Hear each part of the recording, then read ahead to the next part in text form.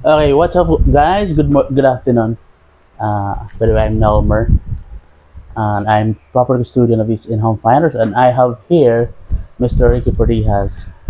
He is our corporate secretary and general manager. So, nandito siya ngayon para magbigay ng kanyang insights about sa real estate kasi medyo matagal na siya sa business na to, and I'm sure marami siyang mga wisdom na may share sa atin. So yeah. So Sir Ricky, Yes, Nelmer. Sino ba si Sir Ricky?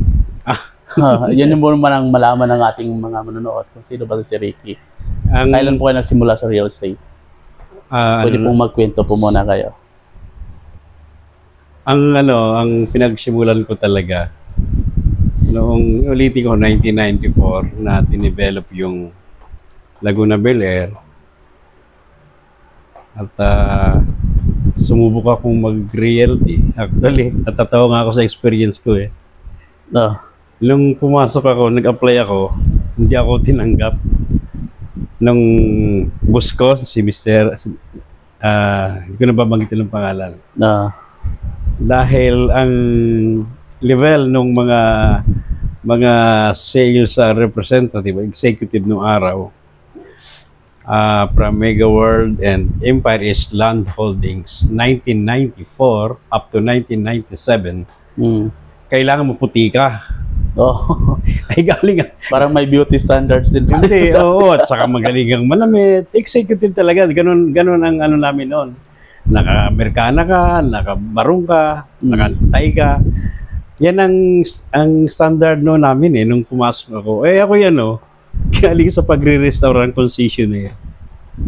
Hindi nagsarado yung mga kumpanyang pinagka-concessionaire ko Ito na. Hindi sinasadya. Palibasa, yung bahay ng biyanan ko na andun sa site, marami ang mga pumupunta. Laguna Bel Air and project ng Empire East, subsidiary ng Mega World. Di kilalang kilala yan. Lahat halos ng mga Metro Manila bumaba nagtatanong. Wala talagang alam. Sabi ko, sige lang. Di isa-isa, palibasa nga, nandun ako tinuturo ng mga guard na yan. Ahente. Yung mga babayer pa mismo nagtuturo sa akin noon paano ako i-concentrate ko magbenta ako. Nakabenta ako, madali salita. Buyer pa nag-close para sa akin Bel Air, Laguna Bel Air. Oo. Ito na. Kailangan may in-house. Ang category namin is marketing supervisor. Kompleto na. Re-report sa Makati. And then dadali sa Makati ang client. Hindi, nung pipirma ng kontrata, in-interview ko, sabi sa akin ng boss ko, bakit tinalaman dito? Hindi yan look executive. Magsasaka yan kasi nga yung kulay ko, kayo mangge, gano'n wala, galing Mindoro nabigyan mambaya. Si Bella si Ricky is galing po siya ng Mindoro. Tawa ko nun, nung tinanggap naman ako, dahil andyan na sa bag ko yung maraming benta, actually 10 benta yata yung dala-dala ko Wow.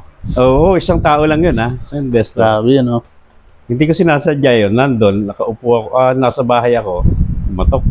Kung pwede na bumili ng sige. Ang mapa noon marunong ako magbasa, marunong ako mag-present. Hindi ko akalain na yung taong inutusan ng Chinese na yon ay bumili ng 10 unit. At ang pinili yun sa perimeter. Nagtataka, ba't ito? May bakanting lupang malaki sa likod, yung palay kanila. Di nung nabenta ko 10 unit Sikat na sikat. Sobra, bumaba pa yung presidente namin, pumunta sa site, kinamayin ako. Sino po yung presidente yung dati, sir? Mrs. Marquez, magaling yan. Okay. Ang head of sale namin si Mr. Torella, yan nagsabi sa akin, pambira, Mr. Nulas ko nagdala ka rito, magsasakayan na ba? Doon kayo nagkakilala ni Ma'am Sol. Pero si Ma'am Sol is siya yung presidente namin sa In-Home Finders. Siya yung CEO namin until now. Tao talaga ako noon. Eto na. dumating na 1 taon, 2 taon. May mga quarterly and annual award. Lagi napapasama ang pangalan ko. Lagi akong naakin sa stage. Mayroon cheque pagbaba. Hanggang naging, ulitin ko, naging third, ako. Hindi na ngayon ako, hindi na ako ngayon hindi na ako ngayon ni Sir Torrelia. Pag walang benta, kinakalkal ang bag ko, hinahanap kasi marami ako nakapending doon. Ang hindi ko inaasahan, yung pala magbabago din ng financial stability. Kasi nung nagninegosyo ko, ang dami ko nga benta sa pagka-restaurant kasi 1,000 hanggang 3,000 yung pinapakain ko sa kantin ko eh. Pero pagdating ng hapon, dumi na lang ng pera ang naiiwan sa kamay ko kasi pinambabayad ko sa mga supplier. Ayun lang. Yan ang ikot ng negosyo. Pero nasa real estate ako, pag sundot ko ng ATM ko, may 300,000 dyan, akin talaga yon. Walang binabawasan na ng tax. Nung makita ko gano'n, sabi ko, eto na ako. Hindi na ako nahihiya. Hindi na ako nahiya mag-Amerikana, hindi na ako nahiya magbarong. Pati maglungsib. Hanggang nakabila ko mga sakyan. Yun na yun. Hanggang ngayon. Puro sa pag-realty ko, kung naka-18 sasakyan yata ako. Ayos din, no? Oo. Ilang taon na kayo, sir, sa real estate? Ay di, kung 1994 ay 2025 ngayon, halata ng edad ko. Ayos, no? 2 dekada na. Kaya nga at marami nagsibulan ngayon ng mga bagong realtor. Siyempre, sila, di nakakatuwa naman, nakakahalubilo ng bago.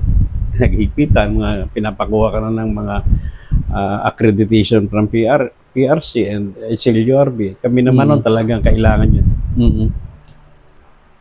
Sa madaling salita, nagtayo na kami ni Ma'am Sol natin ng company, yung SN Home Finance nga.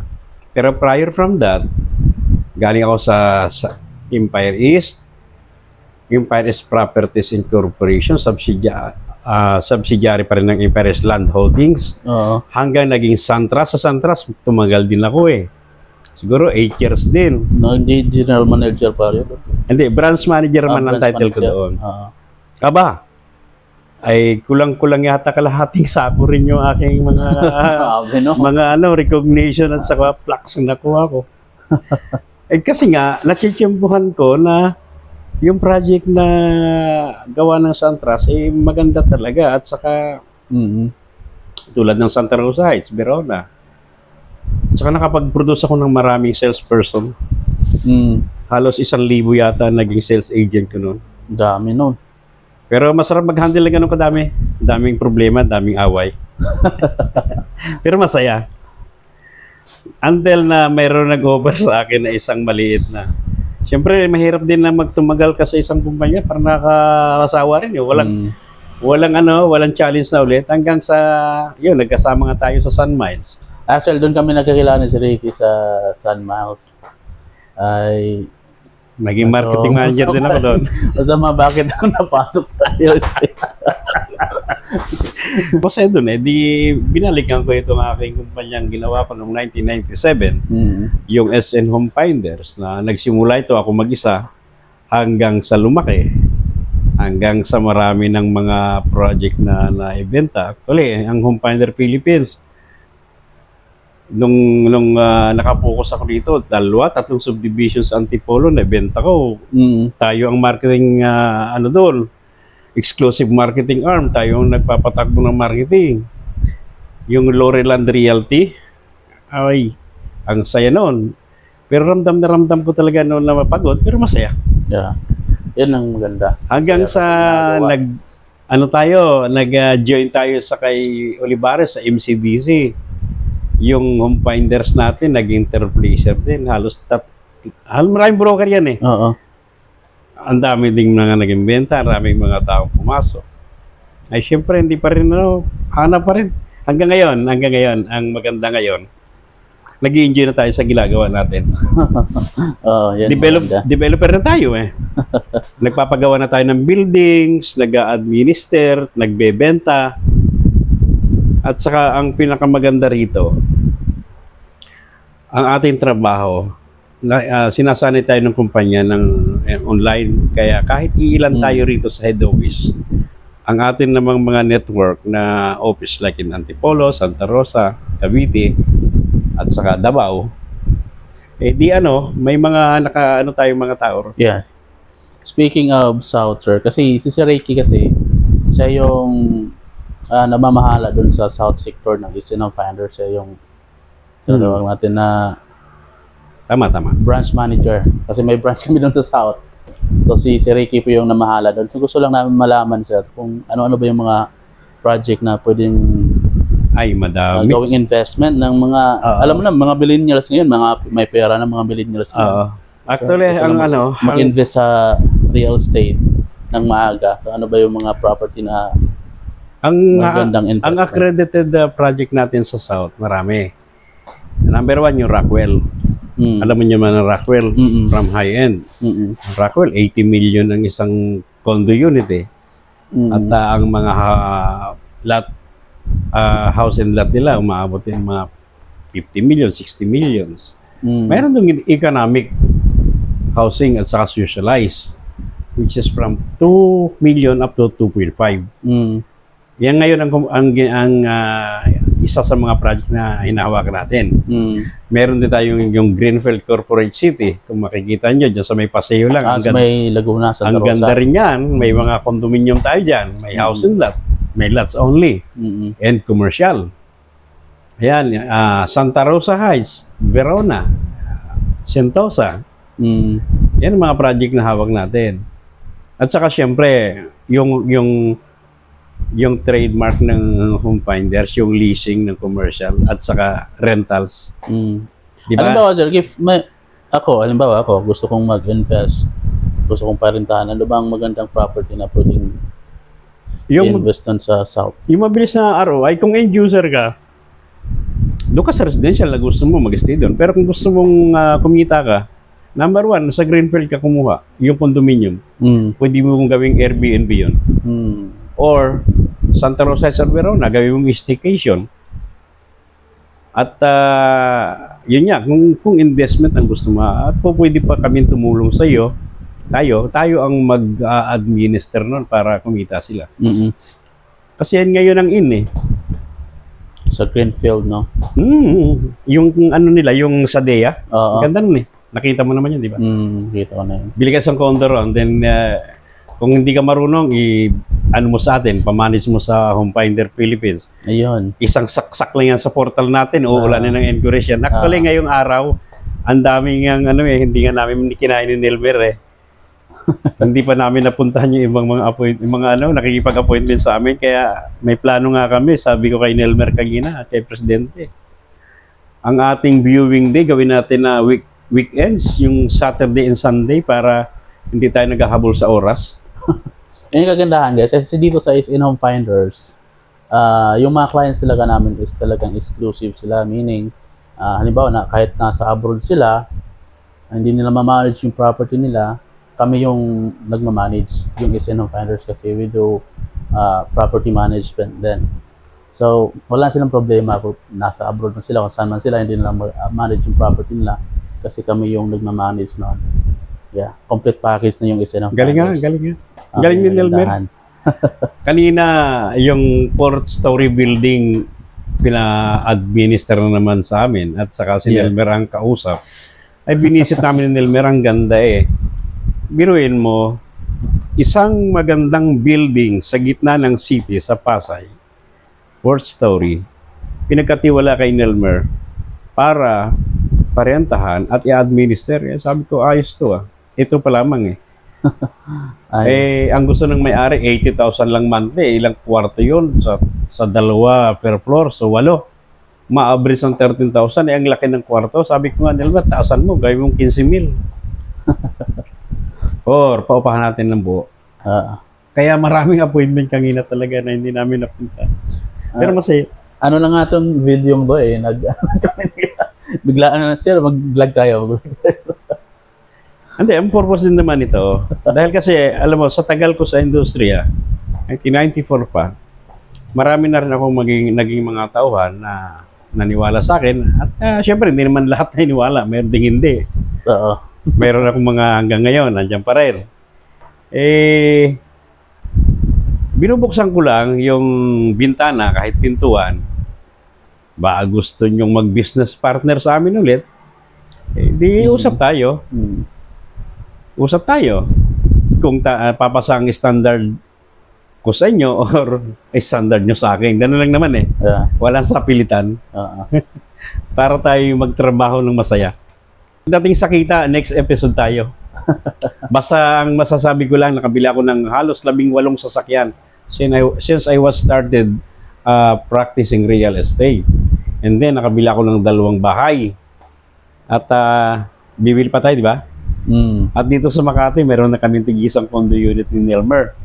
Nasa penthouse nga siya, ako so babalang eh. At hindi ako nag-uuwian muna dahil kasi meron kaming malaking corporate account na tinatrabaho. At nakapag-meeting na kami ng twice, final na.